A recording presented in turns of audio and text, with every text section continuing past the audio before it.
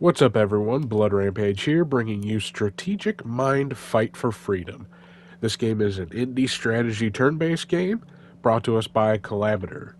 The release date is the 29th September of this year, 2022, at the time of filming. It is on PlayStation 4 and Xbox One. Saving the stronghold of democracy and freedom in Europe from the totalitarian oppression of the Axis powers lies in your hands. Strategic Mind Fight for Freedom is a history-driven turn-based strategy set in World War II. You will fight across Europe, Africa, and Burma. Will you choose to spend the time on proper reconnaissance before the attack, or rely on fast and aggressive tactics?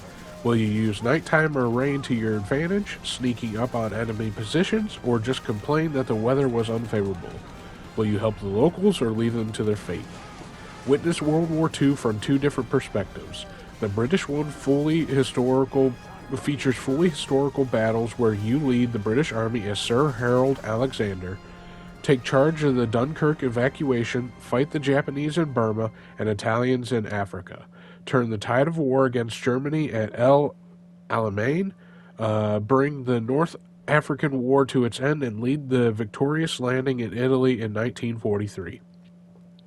The U.S. one has historical operations up to the defeat of Germany and also features a number of alternative history battles against the USSR afterwards. Lead the U.S. Army as General Dwight Eisenhower. Go all the way from D-Day landings to the fall of Berlin.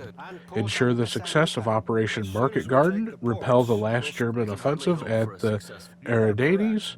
And strike the killing blow into the heart of the Reich. Then move into the alternate history of 1946 and face your strongest adversary yet, the Red Army. Key features of the game are quests based on real historical events, make sure all your troops manage to escape the Dunkirk trap, and conduct Operation Compass to show the Italian troops they should choose better allies.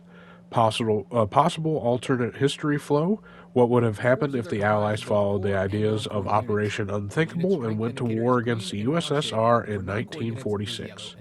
Immersive gameplay. Enjoy the narrative-driven gameplay with a plethora of dialogues between historical characters throughout each operation. The tone of the interaction is affected by your choices. Advanced Army Manager. Choose the composition of your forces, acquire new units, upgrade or dismiss the outdated ones, make sure that your forces have all the necessary tools for the upcoming battle. Real World War II heroes. Assign historical personalities to your armies and get access to special skills. Realistic 3D graphics. Study the battle map and take advantage of 3D graphics featuring volumetric terrain and physically simulated movement of units. Attention to detail. Game created by a team passionate about World War II history.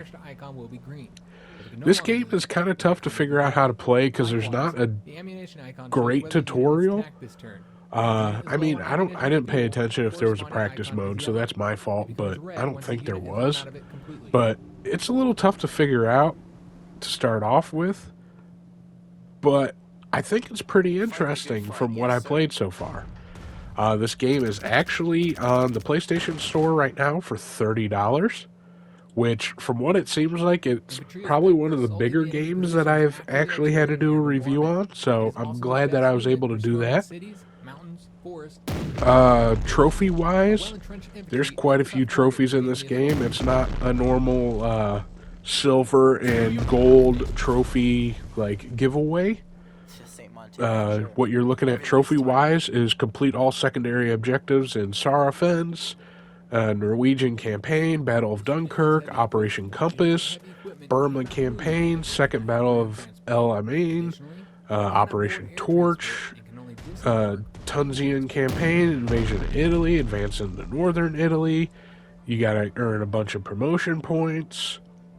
Secondary objectives in Normandy Landings, Market Garden, Battle of the Bulge, Rhineland Offensive, Invasion of Germany, Operation Unthinkable, Liberation of Poland, Liberation of Eastern Europe, Liberation of Kiev, Battle for Moscow, 1946, and promotion points for the U.S. side. So you do have to play through both sides' campaigns and earn a ton of points. I think it's a fun game once you figure out how to play it.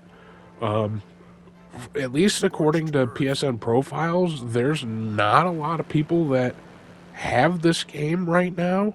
And I actually think that's kind of surprising because I think this game does deserve some attention, which I hope I'm able to bring that to you guys today. Please check this game out, watch some videos. I'm sure there's other people that may have it. It just doesn't show on PlayStation profiles. I think it's something for all you turn-based lovers that you would really enjoy playing, especially historical nuts. I like stuff about World War II, so I will be playing this once I figure out how to play it a little bit better. But it's definitely well worth it. There's a low difficulty. I don't see anything saying that you can't play it on the lowest difficulty and complete all the trophies, so who knows. But definitely think this game should be worth your time. So thank you again, Collaborator, for the chance to play this game, and I hope to see you guys in my next video. So thank you guys for watching. We'll see you next time. Capital ships are vulnerable to submarine and aircraft attacks, but they require an escort of destroyers. However, artillery strikes from guns with low attack value cannot pierce their armored deck. They can also send a reconnaissance seaplane to scout the area.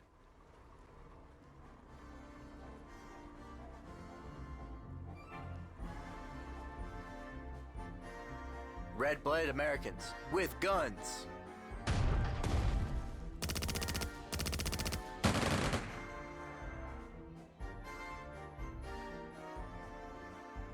Fighting the good fight, yes sir. Oh, it's on.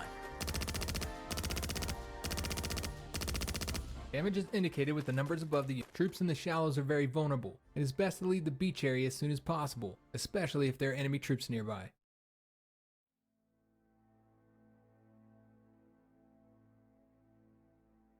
Destroyer standing by.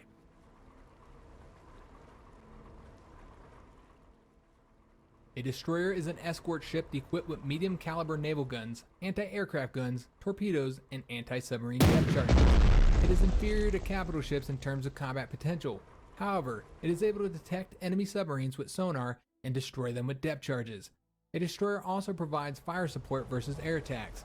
Use destroyers for reconnaissance, convoy escort, anti-submarine, and anti-aircraft warfare.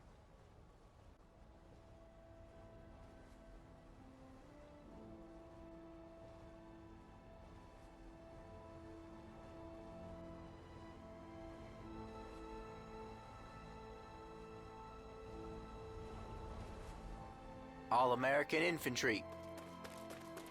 All city, forest, and mountain terrain offer much better protection from enemy attacks. Right-click an empty hexagon to learn more about its terrain. Damn, should have stayed on the farm. For peace and freedom!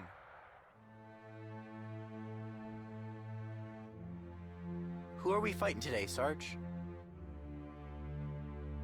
Damn, should have stayed on the farm.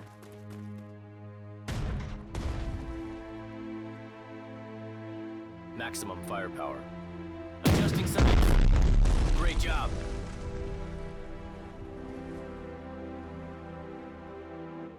Heavy metal thunder. At once, Commander.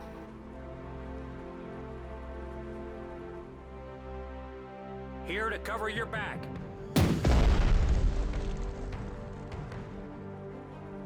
We won't come back till it's over here.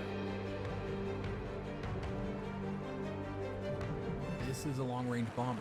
It has higher fuel capacity and more defense, but lower attack parameters due to the higher altitude of bombing runs. Such bombers are better escorted with long-range fighters, or fighters fitted with extra fuel tanks during their long-range mission.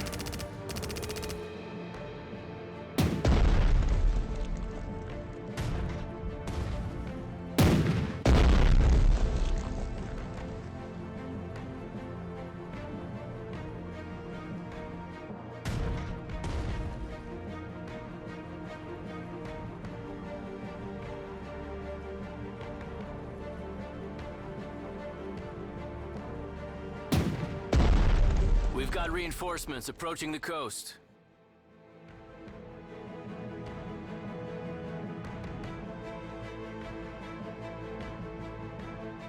Close air support standing by. If it's within our range, it will not survive.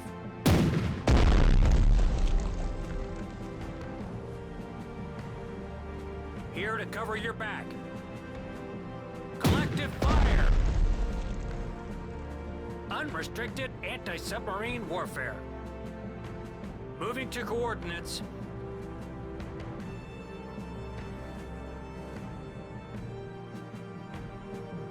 Destroyer standing by.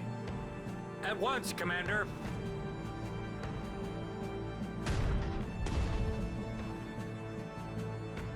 Destroyer standing by. Connection established.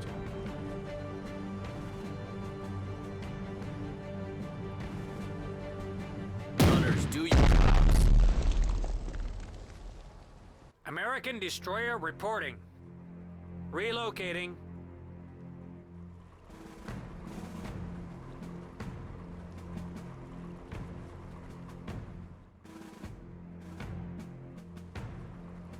Capital ship reporting.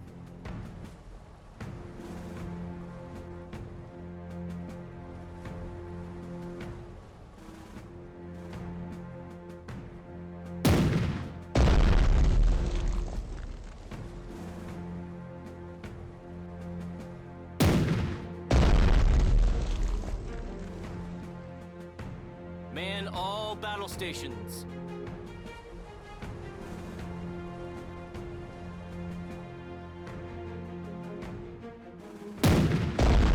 They don't want to mess with these cannons, no sir.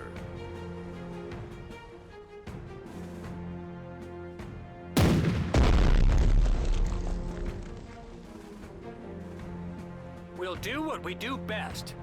Guess what that is? Good work, everyone!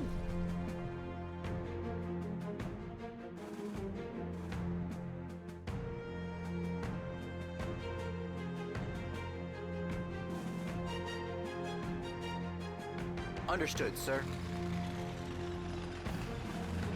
Your unit has been withdrawn from a supply zone. The delivery of supplies to the unit has been stopped.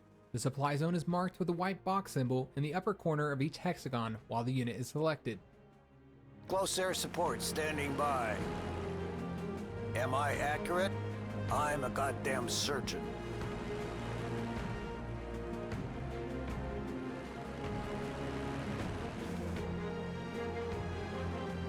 Bomb strike inbound. Who called the air support? We'll swoop down on them. We'll swoop down on them. Scorched earth. Confirm. Our strategic aviation was most impressive in this operation. Good thing the Air Force took a break from bombing the enemy rear and decided to help out on the front line as well. Getting the Air Force to support us took some convincing. Those gentlemen claimed deploying our bombers here would be like hunting ducks with a flak cannon. Turns out, with the resistance this heavy, carpet bombing was exactly what we needed.